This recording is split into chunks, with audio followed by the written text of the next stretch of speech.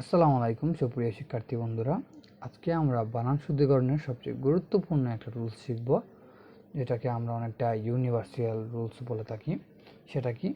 সেটা হচ্ছে যে এখানে নারী বা মানুষ থাকলে দীর্ঘ ইকার হয়, আর বস্তুবাচক বা অন্য কিছু হলে বাক্যের শেষে হ্রস্ব ইকার হয়।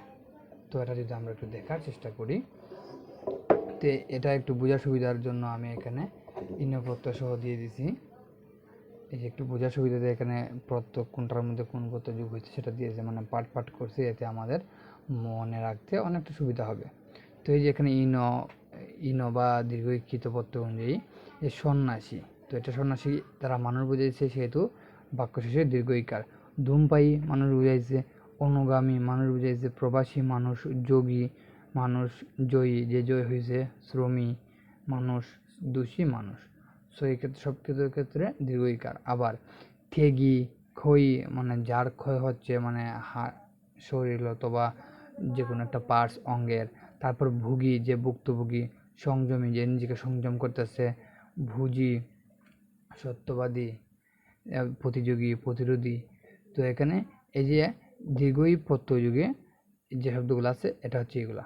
আবার এখানে ইন অথবা দীর্ঘই, সেক্ষেত্রে আছে কি জ্ঞানী মানুষ বুঝেছে, সেক্ষেত্রে বাক্য শেষে দীর্ঘ ইকার। গুণী, মানী, দক্ষী, সুখী, সতী, প্রণয়ী, কালী।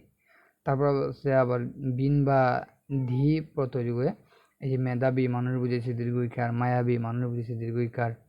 তারপর তেজস্বী, তপস্বী, যশস্বী। তারপর বতী অনুযায়ী যে গুণবতী নারী বুঝেছে কিন্তু এগুলা। তারপর তো এই যে আবার মানুষও, সো গুণবতী মানুষ বুঝাইছে, নারী বুঝেছে, সেহেতু দীর্ঘ ইকার। ভাগ্যবতী লাস্টে দীর্ঘ ইকার, রূপবতী, শ্রীমতী। ঠিক তেমনি আবার বুস্সমধিকারী মানুষ বুঝাইছে এ কারী প্রত্যয় যুগে। দুষ্কৃতকারী, অধিকারী, সহকারী, উপকারী, অপকারী, স্বত্বাধিকারী, পরোপকারী, সবগুলা মানুষ বুঝেছে সেহেতু দীর্ঘ ইকার। আবার এখানে আছে ইনি প্রত্যয় যুগে। তো এই যে আদিবাসিনী, অপরাধিনী, অভিমানিনী, দুঃখিনী, মায়াবিনী, ডাকিনী, পদ্মিনী, সাপিনী, নাগিনী, ডাকিনী। তারপর আছে এই যে ঋণী প্রত্যয় যুগে অধিকারিণী, মনোহারিণী, প্রসারিণী, পুষ্পরিণী, শৈরিণী। তো এখানে বুঝার আছে, যদি র এর পরে কিন্তু সবসময় মূর্ধন্য বসে, ঠিক আছে।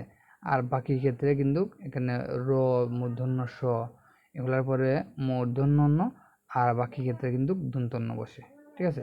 আর এখানে ব্যতিক্রম বলতে একই, এই যে নদী, সাগর, এই ক্ষেত্রে কিন্তু আবার দীর্ঘ ইকার হয়, যেমন স্রোতস্বিনী, তরঙ্গিনী, প্রবাহিনী, তটিনী।